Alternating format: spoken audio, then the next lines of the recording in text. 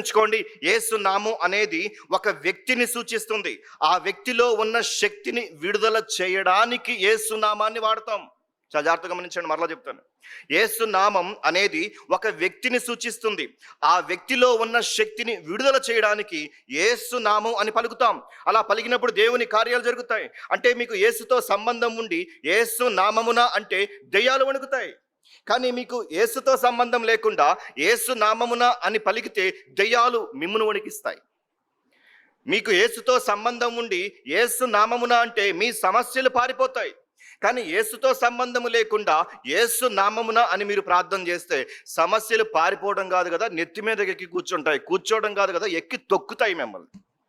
ఎందుకంటే సమస్యల పరిష్కారకుడైనటువంటి యేసుతో మీకు సంబంధం లేదు. అలాంటి సంబంధం లేకుండా మరి చిలుక మాట్లాడినట్టు ఏసునాము ఏసునాము ఏసునాము ఏసునాము అని ఎన్నిసార్లు పలికితే ఏంటి, జయము జయము అని ఎన్నిసార్లు పాడితే ఏంటి? ఇక్కడ నయోమి సర్వశక్తుడిని ఎప్పుడూ ఆశ్రయించలేదు.